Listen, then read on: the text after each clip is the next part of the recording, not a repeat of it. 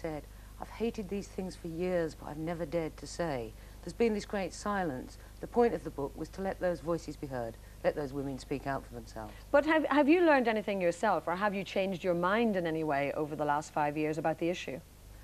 I've learned a lot. I mean, when I started off, it was just one of the many things that I do. I would never have predicted the degree of passion, feeling, the depth of the, I don't know, the mood about it. I think there's something very deep in it about women and men and our sexual culture and how men and women expect to relate to each other sexually. Lots of the letters have told me of awful stories of rapes, of sexual abuse. Of yes, but let's go back to the page 3. I mean, that really was the issue. That's what you really wanted removed. So what is it you're saying about that? What does that lead to, in your estimation? I think it degrades our whole society, that we have our mass circulation papers have, just as a trite matter, pictures of naked women that people are supposed to look at the breakfast table, in schools, on buses, in offices.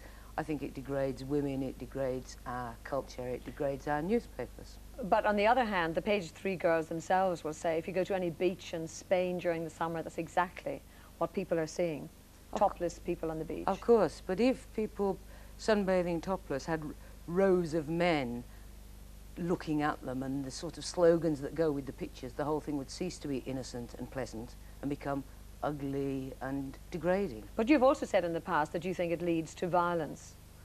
I mean, there's lots of evidence that society that has lots of pornography circulating, also that there's a link between that and sexual offences against children and women. Lots of authorities say there is no evidence to suppose that page 3 is linked to violence in any way. Well, there's masses of evidence on the general thing about pornography and heavy use of pornography by sexual offenders, men who assault women and children. But why then don't you concentrate all this marvellous effort on beating pornography? Why don't you concentrate on pornographic magazines and get those off the stand?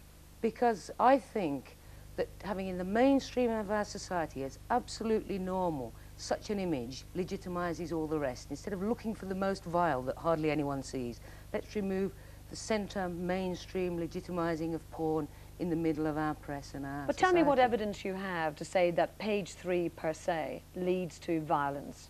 Well, I did try to answer that question just a moment ago and you interrupted me. No, you led on to pornography. I was trying to answer, if I may. There was a study commissioned by the Home Office recently about the effects of pornography on society and on violence. It's been highly criticised and a lot of people think it was prejudiced, so it wasn't particularly sympathetic to the argument, but it said the page 3 phenomenon might be much worse than the very ugly small amounts of porn because it's mainstream in the society. I mean, that's the Cumberbatch study. Well, on the other hand, let me ask you then about page 7 fellows. I mean, you've been concentrating in the past on your page 3 girls. What about the reverse? What about the page 7s? Hundreds of the letters say a picture of a man naked from the waist up is not equivalent, and if we're going to get men to understand why we object, let's have them fully genitally naked with all sorts of crude remarks about the size of their genitals, and then men throughout the country would demand their removal because we all know how sensitive they are on that matter. But women aren't doing that on page 3. They're topless. They're not exposing everything, are they? Well, is a man from the waist up equivalent to a woman? But then somebody else might, well, I don't know, I mean, somebody else might say, well, lots of the page 7 people, not exactly just from the waist up.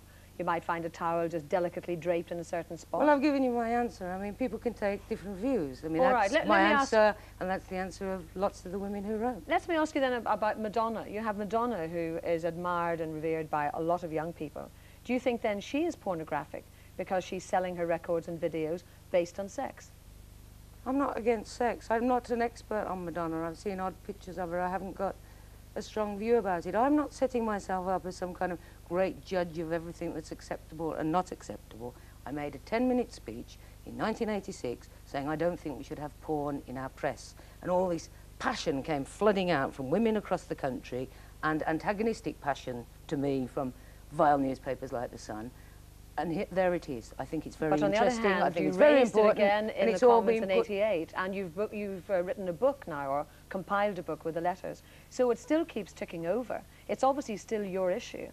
Well, as I said, the issue found me. I didn't go out to launch a great big thing about it. I made the one speech, and out came all of this passion. I think that's very significant. Women across Britain do feel very, very strongly about it. The reason for the book is that their voices can be listened to if anyone is willing to listen. I'm sure we'll hear a lot more. Clare Short, thank you very much indeed for joining us. Thank you.